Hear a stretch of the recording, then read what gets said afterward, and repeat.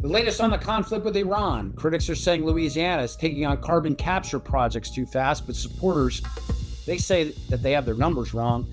Is artificial intelligence creating the next economic bubble? And Democrat business leaders in Washington speak out about the income tax. This is the Center Square Daily for Tuesday, May 26, 2026. I'm your host, Chris Krug. Let's start with the news in Iran, and welcome to the show, Washington, D.C. Bureau Chief Sarah Roderick-Fitch. Hey, Sarah, how's it going? Good. How about you? Things are great. It's good to be with you in real life, not texting or sending emails. Eventful Memorial Day weekend, as it pertains to what's going on with President Trump, certainly, what's going on in Iran. Why don't we start there? I mean, what's the lay of the land as you understand it with regard to our involvement in Iran and what's going on? Right now, I mean, a lot of things seem up in the air. The White House maintains that we still are in a ceasefire, although Monday evening we engaged in some back and forth with Iran. The U.S. said they were self-defense strikes in regards to some mines that they had said that had been planted by Iranian, like the small fast boats, which is basically kind of what they have left, or that's what I've been told by the administration, both the president and the Pentagon. I've been in both those briefings. And so the White House, or the administration said, okay, they gave the approval. Hey, go ahead and take those out. And then apparently Iran exchanged fire with some missiles, had some missile launchers, I believe, inside Iran. And then the U.S. went ahead, fired back, struck those. Now, this is all ongoing as over the weekend, the president was coming and saying we are within 95% of coming with a deal, settling on some sort of a memorandum of understanding with Iran in conjunction with many of our sort of allies in the region, which including Saudi Arabia, Qatar, the UAE, Bahrain, Oman, all those leaders in the area. I think Jordan was involved in this as well. And so right now, though, the president so far has been sort of mum on sort of where that is standing, if that deal is still intact, because as of Monday morning, the new Ayatollah, that his father was killed, we haven't really heard from him since obviously the strikes. We were sort of told that we didn't know if he was, seriously injured, even killed. He released a statement, and it was a very sort of ominous statement, kind of going back to the original stuff that Iran has been known to say, death to America, death to Israel. Doesn't sound like that he is anywhere near this sort of agreement. I mean, it sounds like he's wanting to continue this war just by that.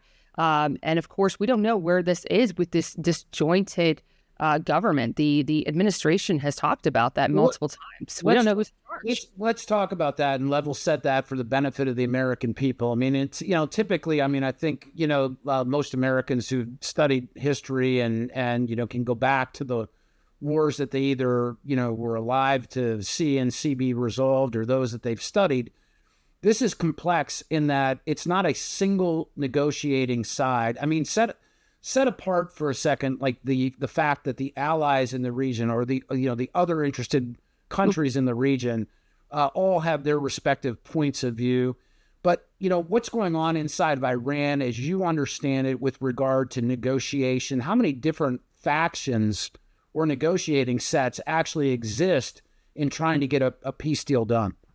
As of right now, what we're understanding is there might be two, but there's very likely there could be more. The supreme leader, the Ayatollah, could be in his own. We don't know. Probably more. He probably tends to be more aligned with the IRGC and the mullahs, which are the hardliners, which they're the ones with the weapons. And then on the other side, the president and the administration said there's the moderates. We don't know who that is, who those people are, because of course, during the early on in these strikes, some of the leaderships, were killed. We don't know who those quote moderates are. Really kind of hard to identify. There's been some people who've been speaking out, but not exactly sure. It's really hard to understand who really is in charge. And like I said, that disjointed government really kind of makes it challenging for them to sort of strike this deal. I mean, even if there is a deal, one of the issues is, will the hardliners, will the IRGC, again, which has the weapons, which has the military, will they go along with this? I mean, are they going along with the current talks that are happening right now? Because it seems like that would seem kind of counterproductive, as they're talking about reopening the straits as a possibility. That was sort of talked about in these negotiations. We don't really know. We're just kind of getting little bits and pieces, but that's one of the big issues, is reopening the Straits of Hormuz. And then, if that's the case, then the IRGC is going in and planting more mines, which is not going to be leading to the straits obviously opening. So it definitely seems that there might be some factions there working against each other. And then, of course, as far as the region goes overall, it is a very complicated sort of situation, how these different sides of our regional allies are talking with Iran. Saudi Arabia, for instance, they have been always at odds with Iran. They are the biggest enemies geopolitically, kind of the powers. Iran is a Shia nation, whereas Saudi Arabia is a Sunni-led nation, and that causes a lot of tension and issues, in itself. And that goes back a lot deeper and more than just this crisis in itself. 100%. So you have direct access, to President Trump and the administration in your role. I mean, you're there, the vast majority of the time. You asked the president about accommodations being made in the Iran deal. What did he have to say about that? He was very tight-lipped on it. And what I was referring to was last week, Vice President J.D. Vance had mentioned early on in his comments, sort of his opening remarks about accommodations being made to make this deal. One of those things is what I was sort of pressing the president on was sort of where this is with the proxies, with the Iran support for basically their outsourcing terrorism, which has been an issue between Hamas, Hezbollah, Houthis in those regions, which could really destabilize things, and that's a huge issue in the area. And the president really wouldn't budge on that. All he keeps talking about is the nuclear weapon. He reemphasized the nuclear weapon. Anytime I've sort of tried to ask him about the Iranian issue, he just always goes back to they cannot have a nuclear weapon. And it definitely seems like he has backtracked from earlier on. He talked about the protesters. He talked about, obviously, the proxies, the ballistic missile program that they have. Those sort of were red lines. And it seems that those are sort of shifted. But the president, he would not budge, would not give any indication. He said, basically, I'm not going to say. He didn't want to indicate what was in this deal. As he said, the White House, there's been various different reports that have come out, but we really don't know exactly what is happening, except for the fact that the president has made it clear, no nuclear weapons. And he's also said, we want the nuclear dust. Yeah. So I'm not exactly sure if that's just where the line is. So the administration is continuing to talk about troop reductions in Europe. I want to kind of shift over there and ask you a little bit about that. Are there any developments on that front that you're aware of? Yes. So the Germany, they're pulling the troops out of Germany, and as of last week, and we don't know if they're pulling the troops from Germany, now putting them in Poland. Not exactly sure. That's sort of unclear. It would make sense because it's around that number 5,000. And obviously for taxpayers, that would be a lot better to just ship them from Germany to Poland, not bringing people back and back and forth, and shifting them over to Poland would be a lot better. But yes, they have moved over there. And of course, now the president hasn't been talking as much about it. Obviously, he's been doing a lot more, he's been concentrating on Iran. But Secretary of State Marco Rubio was in NATO this past week, and he was talking about that. He said this is something we need to re-examine in our relationship. He didn't say, hey, this is exactly what we're going to do, but certainly it's still very much on the table as far as where those in those regions. Obviously, we have a large number in Italy. We have a base in Spain. Obviously, our largest is Germany, and really, actually, that 5,000 is not a huge number. That's not a huge chunk. I mean, it's a significant number, but not even really, necessarily half of the troops that we have in Germany. But yeah, that's still on the table. And like I said, Secretary of State Marco Rubio is keeping that alive. And as far as that goes, our relationship with NATO as well, he has talked about that, the spending, the support, re-examining these relationships. And he did say, this is something that's not going to be solved now. But it is going to be something that they're going to have to be talking about. And the president will be attending the G7 summit next month in June. So we expect a lot of this stuff to be on the table, and I'm sure he's going to be bringing that to some of these partners over there. So in the nearer term, President Trump is convening a cabinet meeting on Wednesday. What can we expect to be on the agenda, and what would you imagine comes out of that meeting? Oh, absolutely. So this is going to be interesting. This will be at Camp David. The president, since his second term, I'm not even sure. I'm aware of that he's been up to Camp David, but he is convening his cabinet to Camp David, which is an interesting, I think, a place. Maybe he wants to have a little bit more private. We're not exactly sure. We don't know exactly the details of how much access the press is going to have there. But absolutely, we can expect that Iran is going to be the top of that. Right, I'm sure. Possibly, yes, about where the troop reductions, and also I think Cuba is also going to be on the table as well. What is happening there, the future of Cuba, obviously gas prices, energy prices, that is a huge issue with taxpayers right now, is paying, the high energy prices. Where, how can we bring this down?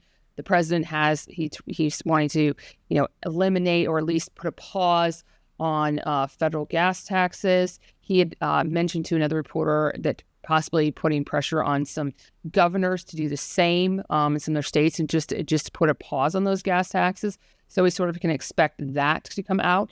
Also, I think the fraud thing. The vice president today is convening a roundtable with state attorneys generals regarding the fraud. I think that's going to be another issue that's going to be coming up into the forefront. That was going to be, certainly the vice president's going to be touching on that. I think those are probably going to be some of the top issues. Obviously, the president is going to be talking probably a little bit about the midterms upcoming.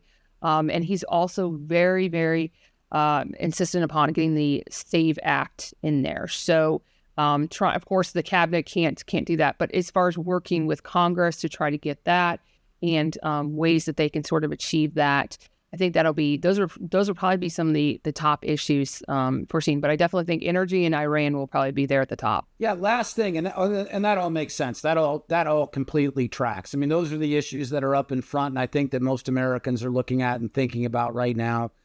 You were, of course, I believe, the first reporter to ask the question about, where does the U.S. stand with NATO?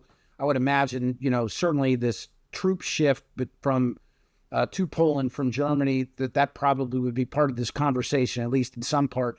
Can you talk a little bit about the SAVE Act and sort of what's at stake there, just for the benefit of audiences that have not maybe been following that so closely?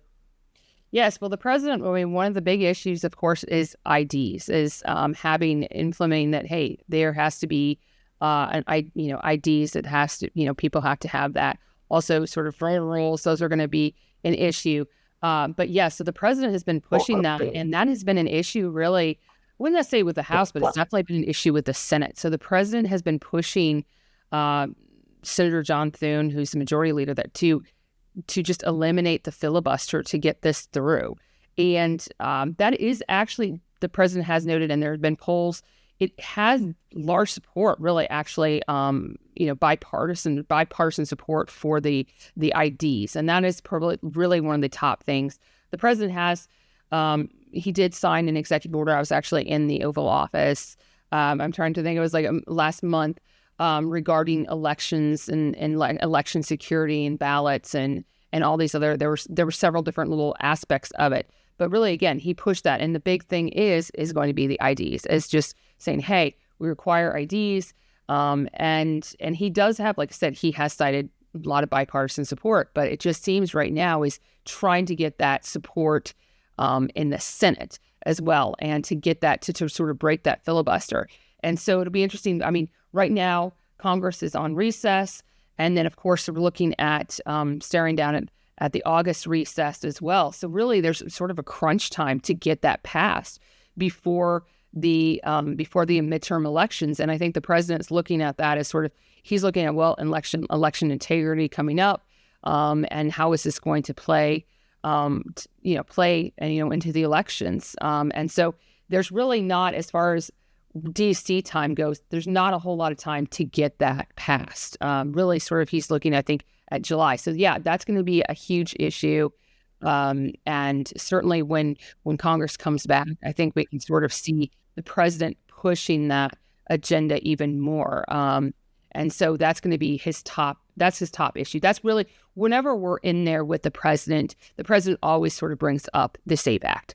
No matter what the issues are at hand, even though with all the stuff that's going on in Iran, the president always sort of brings the conversation back to the SAVE Act. There's certainly a lot going on. Yes. And I mean, and that should be a really, really interesting meeting. And I look forward to your reporting from that. That's Sarah Roderick-Fitch. She covers Washington, D.C., spends a lot of time at the White House in her role as our D.C. bureau chief. Sarah, thank you so much. In Louisiana, there's a battle brewing over carbon capture. There are 65 projects. Are they real or are they perhaps not? I'm going to throw it now to Alton Wallace, who covers energy for the Center Square. I guess in closing, there's a lot of concern that we've heard about making changes to carbon capture and making it easier for carbon capture to proliferate throughout the state. That's not happening in this bill. Louisiana officials are pushing back against a new environmental report, saying it misrepresents how the state regulates carbon capture and storage. Louisiana is considered a very good state for carbon capture because of its, they say, unique geology. It has a lot of rock layers, and it's just very, very favorable environment for it. So carbon capture is a rather new technology, advanced in the Biden administration as a decarbonization tool, as on the way to transitioning to clean energies. The report from the Environmental Integrity Project says companies have proposed at least 65 carbon capture projects in Louisiana, along with 11 pipelines to transport carbon dioxide. But state officials say that number is misleading. There is a demand by industry for carbon capture in Louisiana, and the state officials favor it too for this reason. They think it's critical for industries in the state to continue to sell around the world. And that includes LNG, of course, the state's biggest export, one of the biggest in the United States now. And LNG producers in the state, many of them want to capture the carbon because they're selling parts of the world, Europe, Asia, where the buyers want this. They want low carbon gas. Louisiana Department of Conservation and Energy Secretary Dustin Davidson says the list includes projects that have been canceled, contain incorrect information, are counted twice, or have not entered the formal regulatory process. And they require, on average, each well, and there are about 33 of them now, 32 to 33. Each well requires about 2,000 hours of technical review. So that's 66,000 hours just for the projects now under consideration. According to the department, 33 projects are currently awaiting approval, while 2 are already operating. Davidson also disputes claims that permits are being rushed, saying only 1 project has been authorized for underground carbon sequestration. The debate comes as communities across Louisiana raise concerns over public safety and possible impacts on local aquifers. Industry leaders argue the state has a strong regulatory framework in place, while opponents continue pressing for tighter limits on carbon capture expansion. Had an opportunity to talk with Orphe Divounguy, PhD economist, this morning about artificial intelligence and its impact on the economy. Begs the question, is AI creating the next economic bubble? Andrew Ross Sorkin, Gavin Baker, and David Sachs have all had, somewhat public opportunities within the last week to talk on the economy. Andrew Ross Sorkin, of course, he's the host of Deal Book, and he's on Squawk Box on CNBC.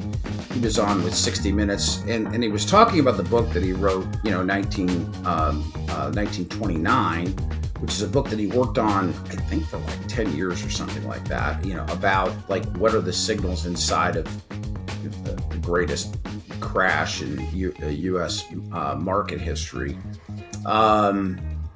Orphe, like inside of what he had said. Yeah. In his book, and what he was talking about with 60 Minutes, was an inevitability of a market crash. And I mean, there are other, stats that point to sort of, where the U.S. economy is, and when you see the graphs that overlay, 1929 and the years that preceded it, and I mean, it's uncanny, the shape of it.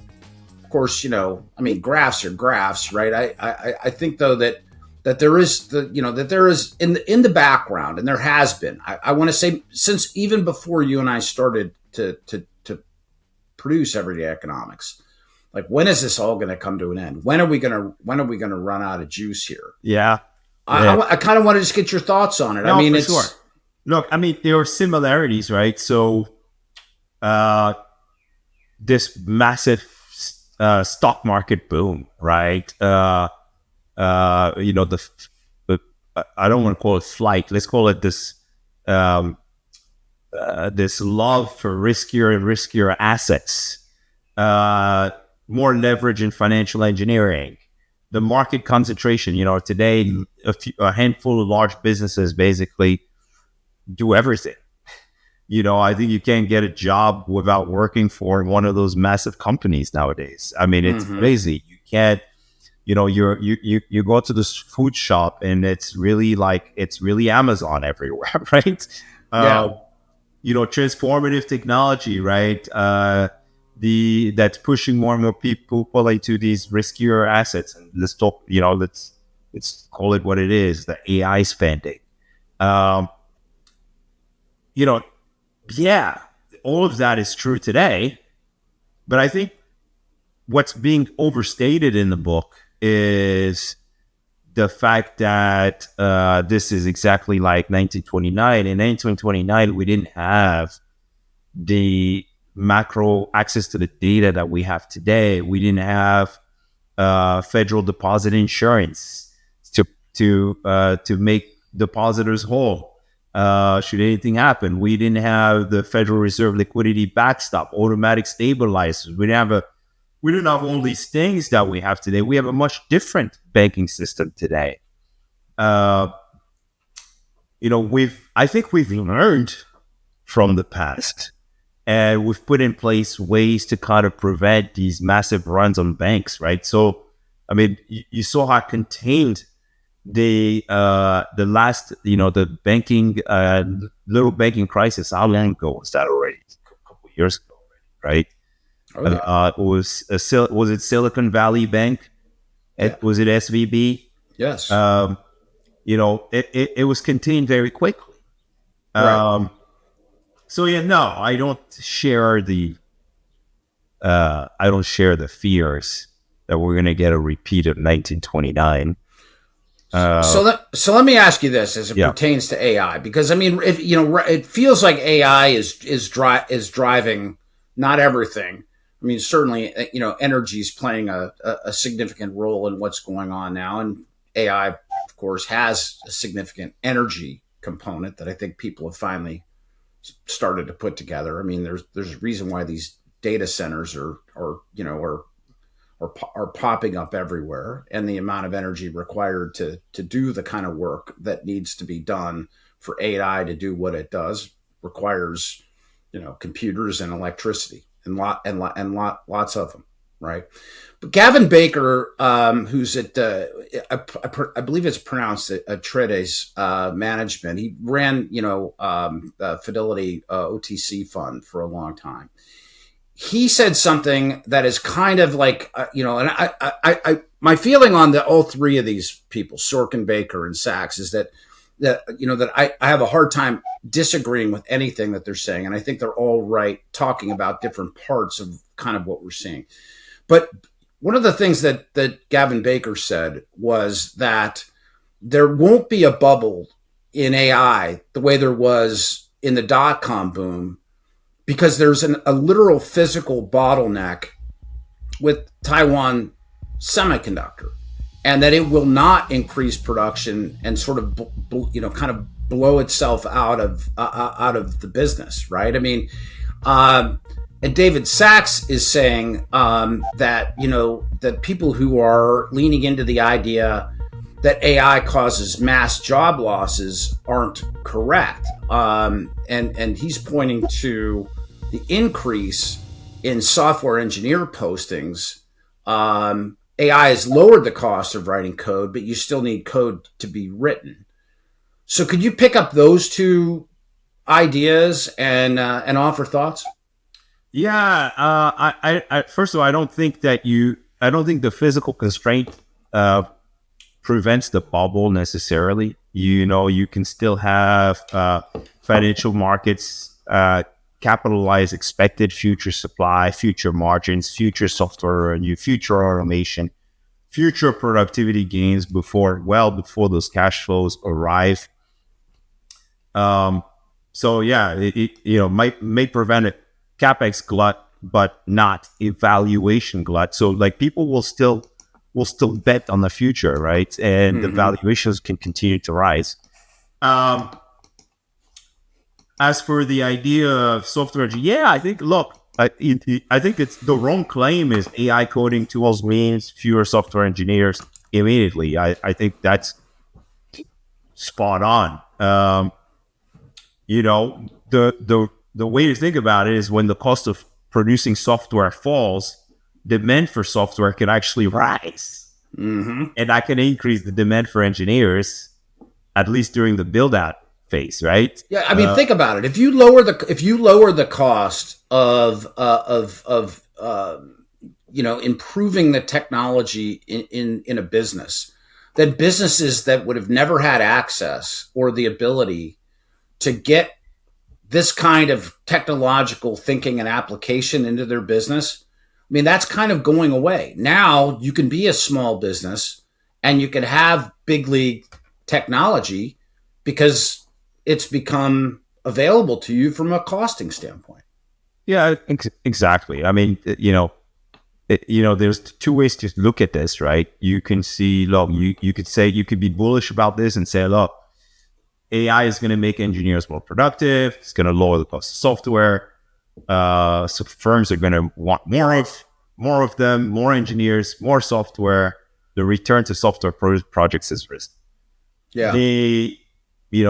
Less, I think the way, the negative way of looking at it, right, is basically to think, look, and by the way, this can be true as well, right?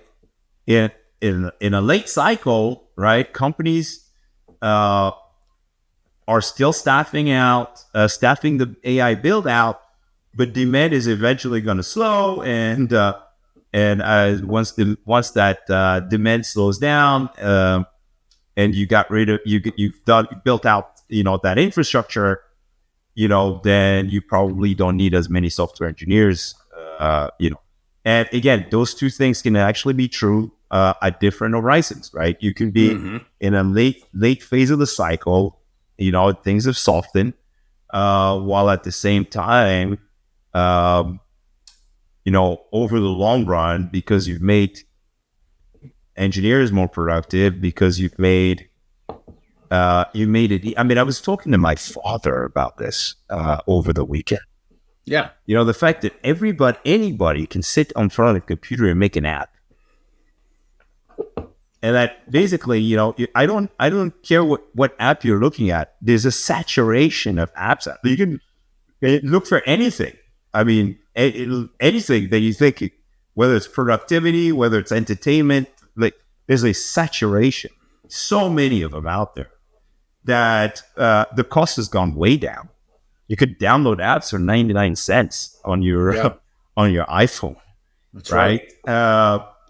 So yeah, I mean, and of course that means more and more people can afford them.